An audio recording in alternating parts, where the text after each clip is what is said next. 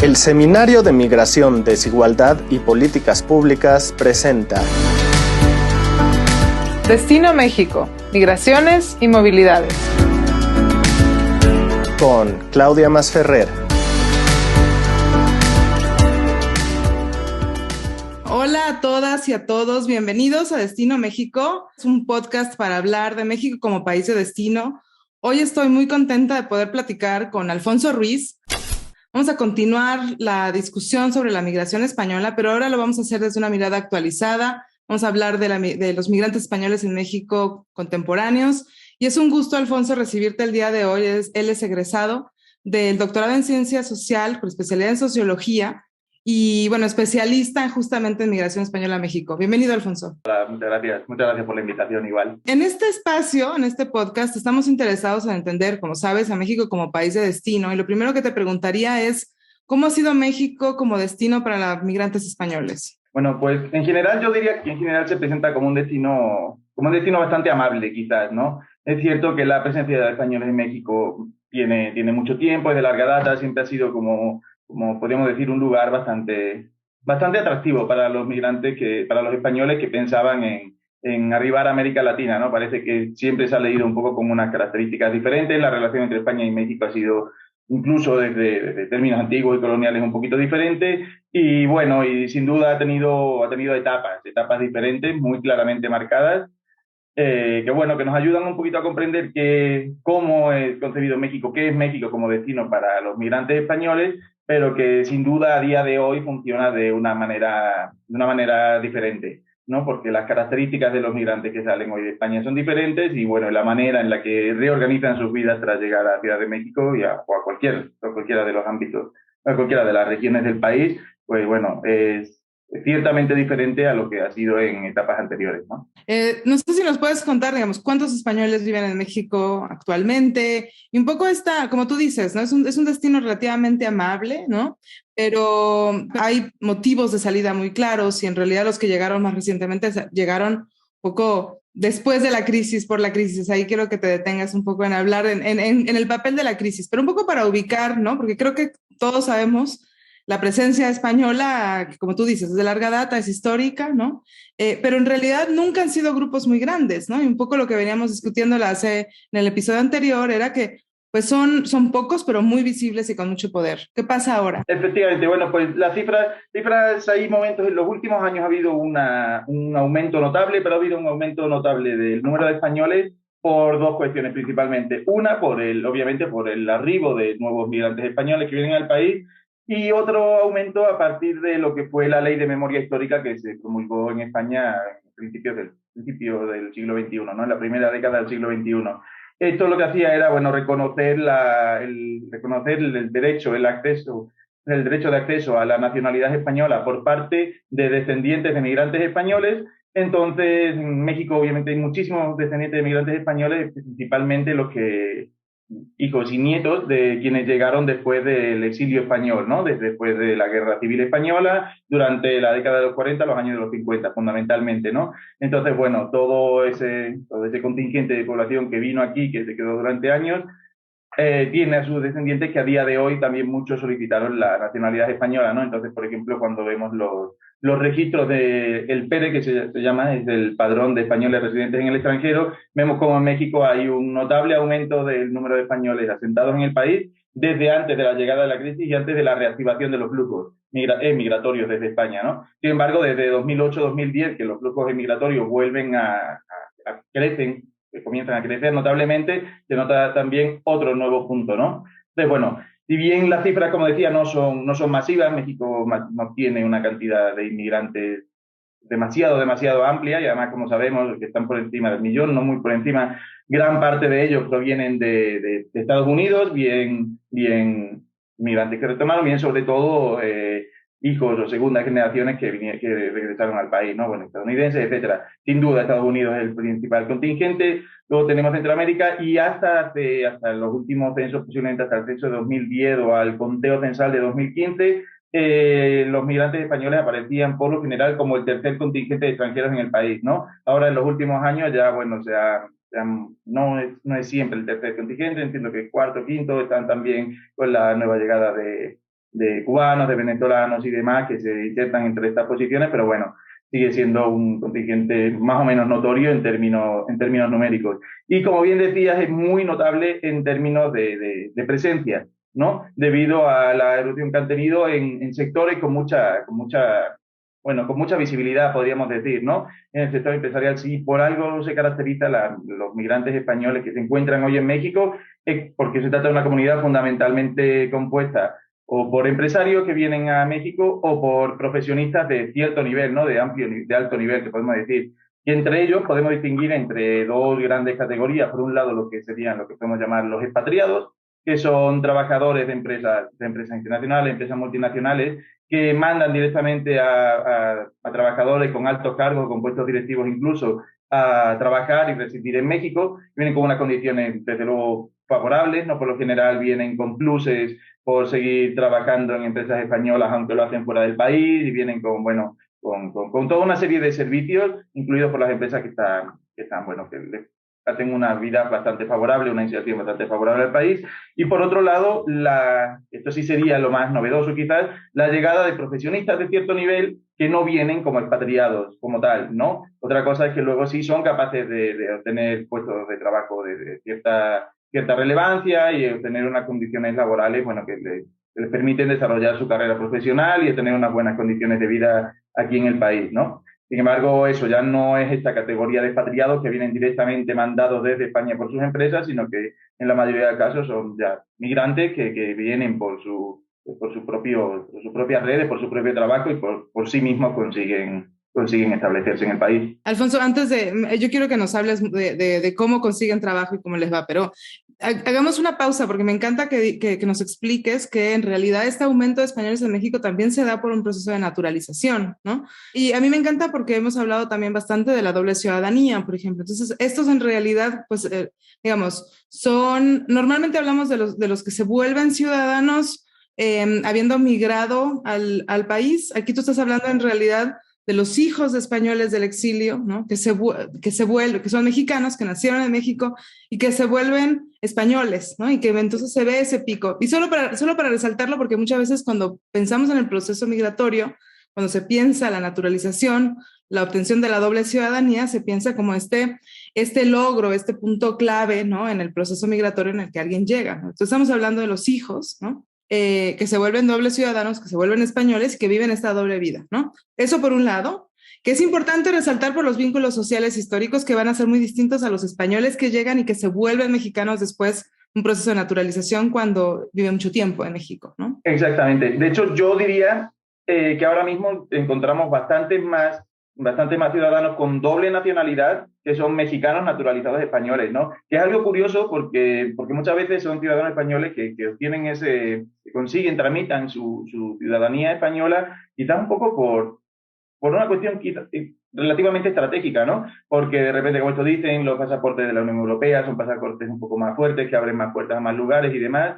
Y bueno, está lo curioso de que hay muchos ciudadanos de nacionalidad mexicana, de origen y de nacimiento, que obtuvieron la nacionalidad española y que a lo mejor han visitado España, o a lo mejor no, pero que en ningún caso han estado residiendo en el país, ¿no? Entonces, bueno, llama la atención. Lo que sí habla de un lugar, por ejemplo, que es bueno, es un contexto de recepción bastante particular para los migrantes españoles, ¿no? Los vínculos históricos migratorios y los vínculos histórico-culturales creo que por ahí se dejan ver de manera bastante notable, ¿no? En ese sentido, que en términos, podríamos decir, relacionales, cuando los migrantes españoles llegan a México, encuentran ciertas facilidades. Y bien hay momentos en los que podemos encontrar esta especie de tensiones por los vínculos coloniales, etcétera, etcétera, yo creo que quedan en algo más bien anecdótico, pero que luego a la hora real de rehacer sus vidas en el país es algo que en todo caso contribuye, si acaso, de manera casi positiva, podríamos decir. Y luego el caso de los migrantes españoles que llevan tiempo en el país y deciden naturalizarse,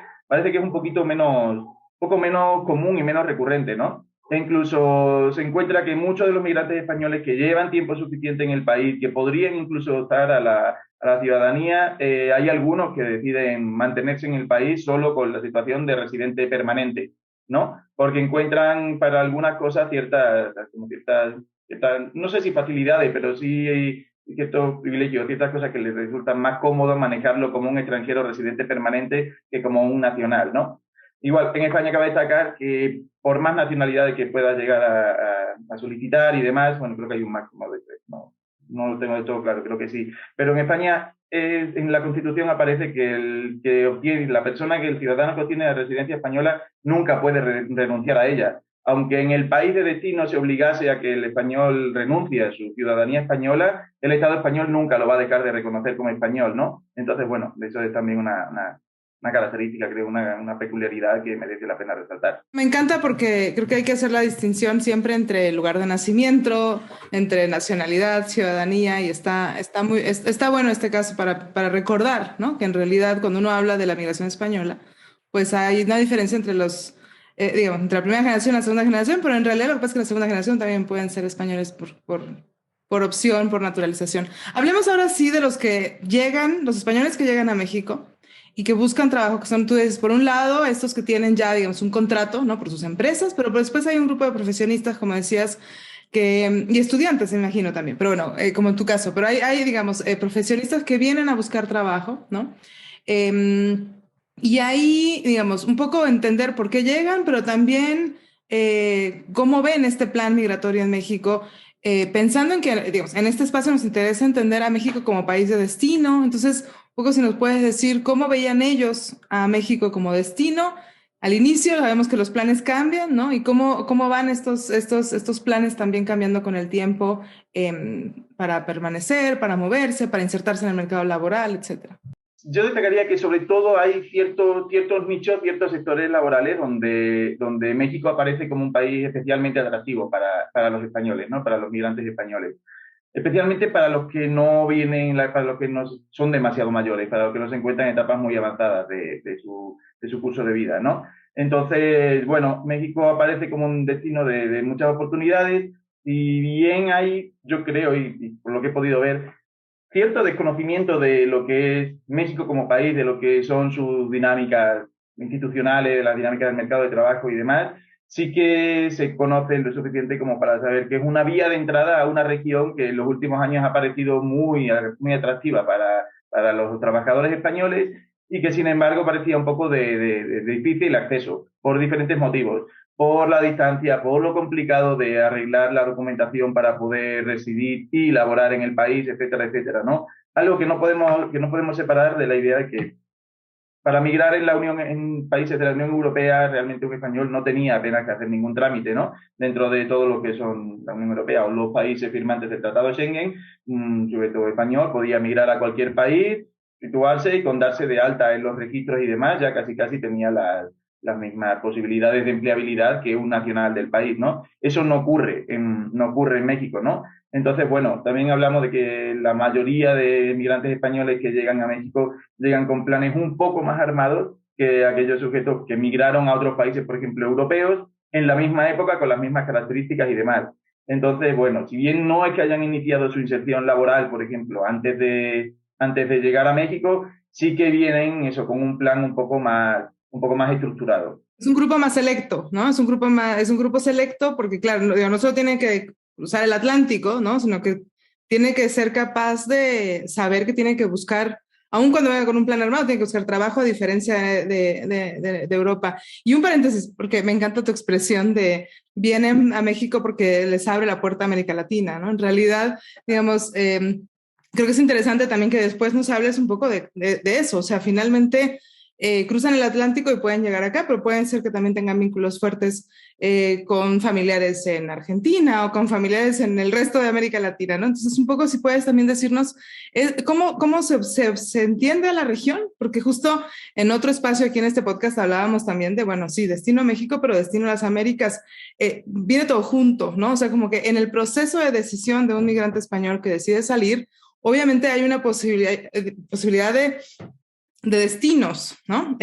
Donde España tiene presencia importante, histórica también el exilio, ¿no?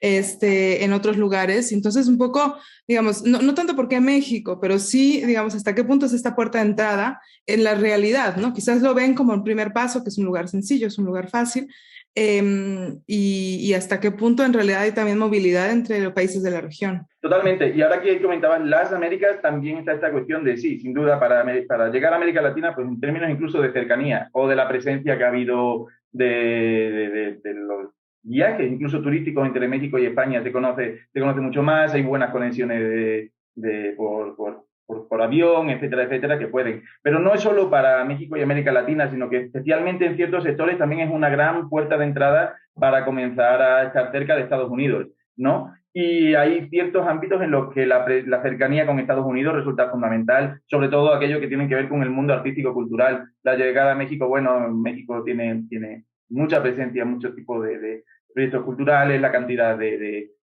museos y de subvenciones y de proyectos interesantes que encuentran en el país, especialmente en las grandes urbes, pero también son los vínculos que tiene México con Estados Unidos. Entonces, como digo, dependiendo de los sectores hay cosas que resultan fundamentales. Estados Unidos y Canadá, en realidad también hubo un aumento muy importante en Canadá, ¿no? Sobre todo en Montreal, en Quebec, de presencia española, histórica también, ¿no? Digamos, creo que ahí sí es bueno resaltar las Américas, Norteamérica, Centroamérica y Sudamérica, ¿no? Digamos, hay una aporte de importancia. Totalmente, y en ese sentido yo creo que México funge mucho como una especie de bisagra para la llegada a cualquier país de la región, ¿no? Yo creo que en ciertos casos he visto casi como un lugar intermedio, ¿no? Un lugar no necesariamente de paso para dar el siguiente paso, valga la redundancia, hacia uno de estos países, pero sí visto como un lugar de paso que le abre las puertas a poder ir a estos otros países de la región, ¿no? Entonces, bueno, la llegada a México para muchos supone la vía de entrada a todo un continente, o incluso a dos subcontinentes, si lo queremos ver así, de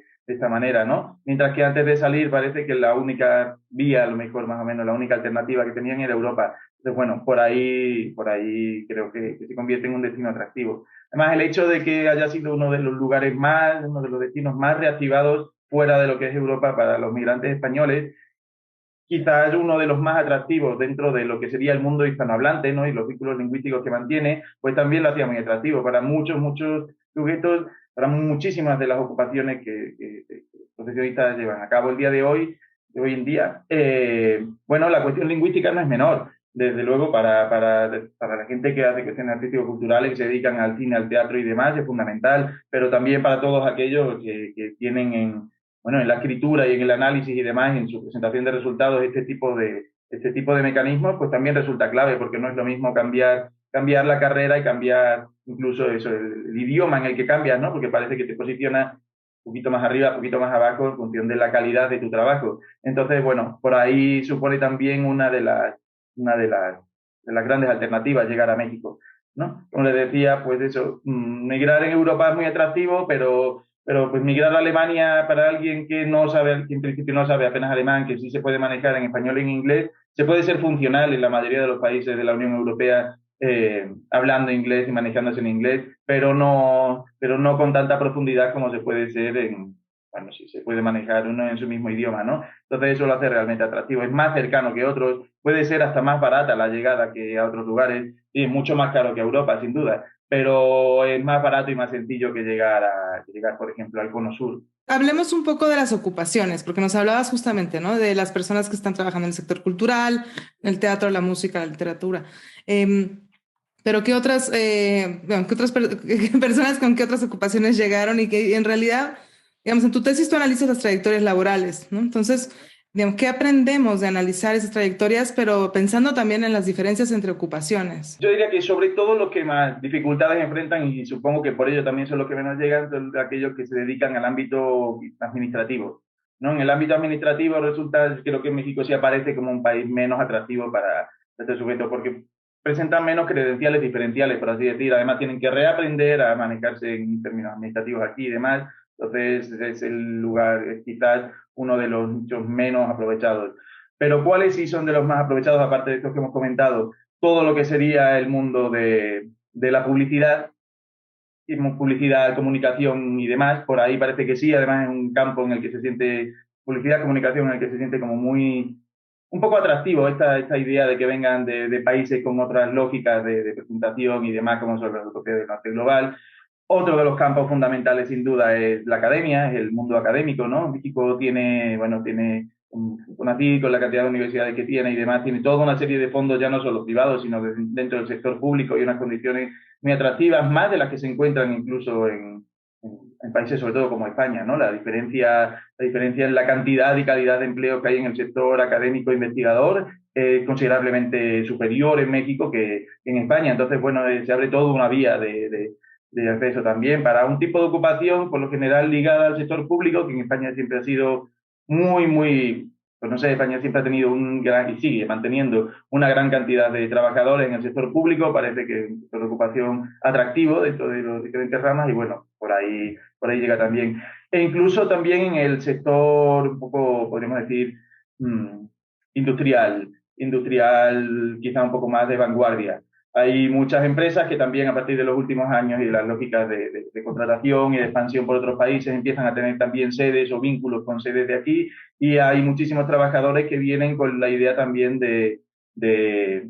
¿cómo podemos decir?, de transmitir o de homogeneizar los procesos que se llevan a cabo en las industrias, en cierto tipo de industrias que están presentes en España y que están presentes aquí en México, ¿no? Y ahí hay una particularidad porque es un sector en el que encontramos que llegan tanto expatriados como trabajadores que llegan por su propia cuenta. Incluso casos intermedios de trabajadores que en principio vienen por su propia cuenta, pero cuentan con los vínculos y con las redes para poder insertarse de manera relativamente rápida y de manera relativamente favorable en México, ¿no? Entonces, bueno, todo lo que sería la zona del Bajío y Querétaro, demás pueblos, todo lo que viene siendo el sector automotriz y demás, es algo que también está atrayendo a muchos migrantes españoles. Y por último, algo que sí habría que destacar, lo que pasa es que esto por lo general se vincula más con los expatriados, pero no solo, y es una presencia notable, todo el sector financiero.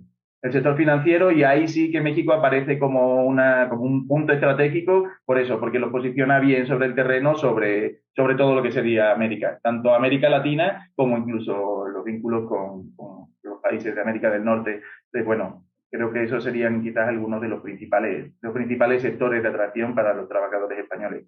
Y en realidad me encanta porque, claro, digamos, en este espacio estamos hablando cómo puede ser México más acogedor y más incluyente, y en realidad parecería que para la población española no, digamos, México está haciendo las cosas bien para, para integrarlos, ¿es verdad? También aquí hay lo que diríamos así, ya en términos más analíticos, más metodológicos, hay un sesgo de selección importante. ¿Qué pasa? Hay un límite de tiempo para quedarse en México, para arreglar la situación y demás. Y aquí también yo lo he visto, lo he comprobado, lo he podido ver, y cualquiera que lo asome lo puede ver. Claro, la gente que no termina de meter bien cabeza en su sector profesional o que no termina de sentirse cómodo en el país por los motivos que sean, por una cuestión institucional, por percepciones de seguridad, que son algunos de los temas fundamentales por los que generan cierta tensión en su vida en México, pues no se quedan. Entonces, claro, cuando trabajamos con migrantes que ya llevan cierto tiempo, que es lo que yo hice, y bueno, una de los elementos para poder considerar los migrantes y demás, hay gente que ya ha decidido quedarse, por lo general se quedan a los que mejor les va, entonces eso no lo podemos obviar. Que es cierto que es una proporción menor aquellos que llegan, no lo logran y vuelven, sí, pero bueno, siempre esto es un poco más difícil de captar, porque al final, bueno, hay gente que también viene un poco a tantear, pasan primero unos meses a tantear, tienen aquí alguna persona cercana, tienen incluso parejas y demás, y luego terminan de tomar esa decisión. Entonces, bueno, eso de que es favorable y demás, sí, pero tenemos que tener en cuenta esta lógica que sí, de sesgo de selección, ¿no? Estamos quedándonos con gente que ha decidido quedarse. Ahora bien, entre los que han decidido quedarse, creo que estas características son bastante recurrentes. Es decir, por lo general sí encuentran ciertas facilidades para poder asentarse e integrarse en el país. ¿Está todo tan bien? Bueno, no, es un poco relativo, pero por lo general sí, hay gente que también suele encontrar en las instituciones para las que trabaja, sean más grandes, más pequeñas, sean públicas o privadas, cierto apoyo a la hora de normalizar y regularizar su situación en términos migratorios, en términos laborales, en términos de salud. Aunque hay también cabría destacar que son muchos los que cuentan cómo en algún momento de su vida laboral en México se dieron cuenta de que en realidad no le estaban cumpliendo las condiciones que se suponía que estaban pactadas, ¿no? Y sí reciben su salario y todo, pero resulta que no están dados bien de alta en la seguridad social, o resulta que ellos partían como que contaban con cierto tipo de contratos y a la mera hora vieron que no, que estaban realmente trabajando por honorarios y que llevan 2 años haciendo las cosas no demasiado bien. Bueno, ¿no? Ahí es donde entraría un poco de funcionamiento institucional tan particular de México que para muchos españoles supone un reto. Que para muchos españoles sí, después de cierto tiempo dicen, bueno, yo ya estuve aquí, ya cumplí de alguna manera un poco mis objetivos, trabajé, crecí profesionalmente, laboralmente, hice un poco mi jugada, pero ya la verdad no puedo mucho más porque me cansan algunas de estas tendencias y lo dejo. Y regreso o retorno, ¿no? Entonces, bueno, en ese sentido creo que también hay que llamar la atención sobre el hecho de que no todos, o más bien, la mayoría no consideran a México como un destino de manera indefinida. Vienen un poco, pues eso, con esta idea de conseguir un poco de proyección internacional, de solventar de la mejor manera posible una situación socioestructural un poco negativa en España y demás, pero, pero más bien así, ¿no? Entonces, claro, también la manera en la que enfrentan muchas tensiones o pequeñas tensiones es un poco diferente, ¿no? No es lo mismo tener que enfrentar una tensión durante N cantidad de años solo para uno mismo con su pareja y demás, que migrar con toda una familia por detrás que implica toda otra serie de consideraciones, ¿no? Sí, sí, sí. Bueno, y además también en realidad, como tú dices, bueno, a ver, dos cosas. Uno, claro, estamos viendo los que se quedaron porque les fue relativamente bien o porque crearon familias, que entonces también eso les ayuda a instalarse en el país, ¿no? Y no vemos a los que no se ven. Pero creo que es interesante que, de todas formas, digamos, el marco institucional, navegar la cultura laboral importa para poderse integrar, ¿no? Y este conocimiento de las prácticas muchas veces que no vienen escritas, ¿no? De cómo navegar las instituciones y de cómo navegar incluso, pues sí, dentro de cada industria, ¿no? Que son muy propias, digamos, faltaría, ¿no? O sea, faltaría quizás ahí, yo diría, no tanto, o sea, ser un poco más democráticos en cómo se comunica esta cultura laboral, quizás, ¿no? Y cómo se comunican estos procesos. Yo tengo dos preguntas. Una, y podemos empezar a cerrar además, pero una, enfocándonos sobre todo, no sé hasta qué punto, digamos, en tus entrevistas surge esta idea de favoritismo, o digamos, en el sentido de que, digamos, de que México les da la bienvenida a estas personas de España por una relación histórica en la que en realidad, digamos, al español se le ve de cierta manera, vamos a decirlo así, ¿no? En el que no, digamos, un poco pensando en los contextos de recepción y en estas ideas como más teóricas de que pues importan finalmente los valores y las actitudes de la sociedad receptora, ¿no? Y creo que en general, digamos, los mexicanos, me atrevería a decir que tenemos una relación bastante compleja con España, en el que por un lado es el conquistador, pero no es el conquistador, es esta persona que tiene más poder. A la vez hay podría haber cierto odio, cierto rechazo a por qué viene un español, si en realidad ya vino, digamos, hay diferentes posiciones, ¿no? Pasa lo mismo con Estados Unidos, hay una relación como muy compleja y ambivalente, ¿no?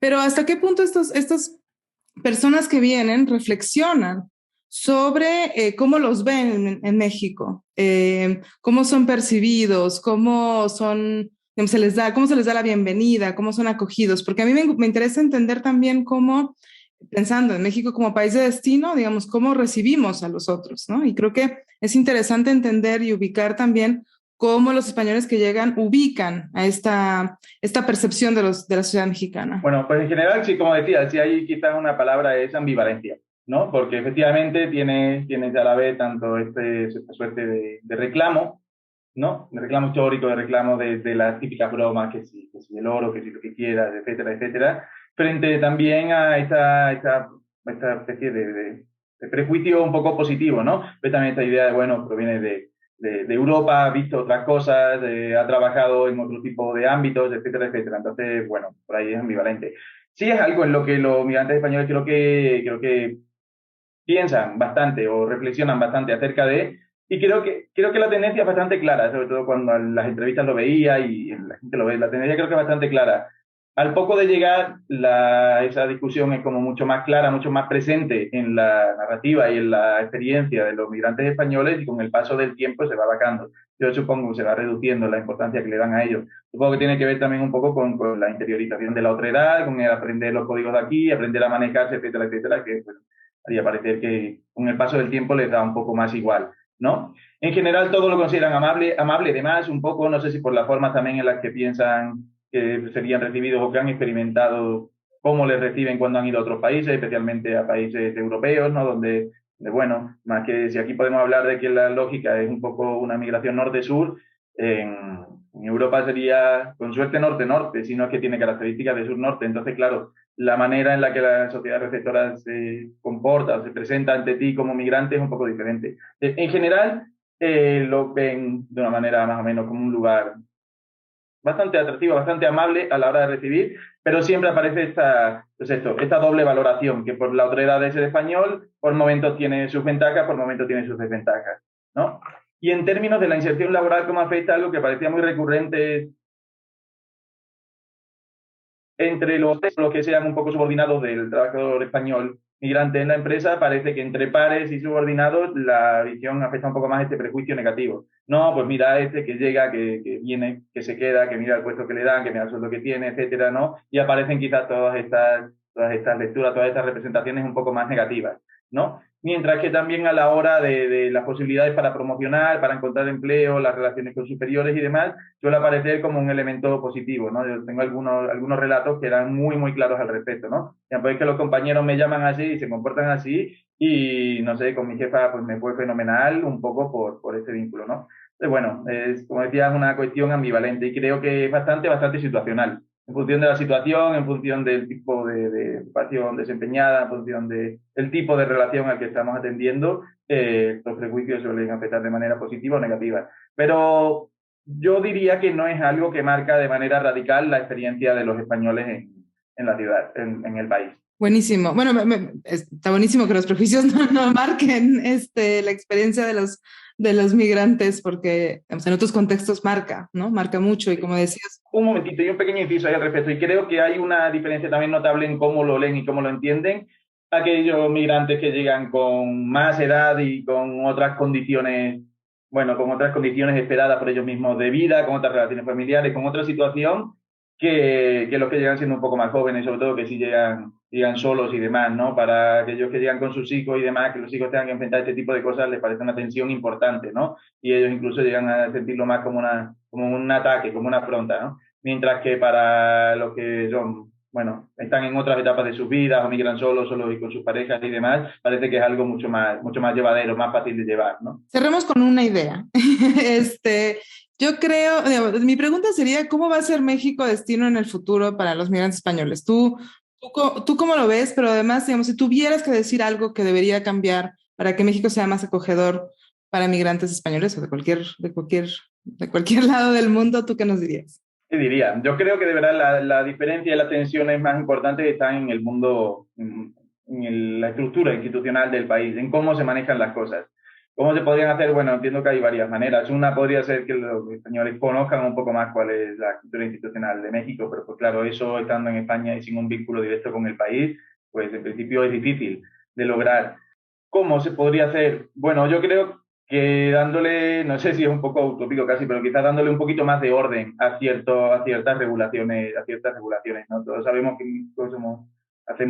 no hay una estructura normativa y legal, desde luego en la mayoría de temas, muchas veces incluso de vanguardia, si está la última, si las discusiones de juristas y demás están en los últimos y demás, pero a la hora de su aplicación las distancias son considerablemente notables, ¿no? Y eso es algo que, bueno, que a los españoles por lo general les hace sentir un poco de inseguridad o de desconfianza hacia las instituciones y demás, ¿no? Cuando ellos por lo general provienen de un país en el que por más que haya desconfianza en las instituciones por temas de corrupción y demás, nadie dudaría en acudir a la seguridad social para un problema, nadie dudaría en acudir a las autoridades para reportar cualquier tipo de situación problemática, y aquí cuando llegan entiendo que muy a menudo sienten como un poco, ay, llegué y no sé muy bien por dónde protegerme, por dónde curarme.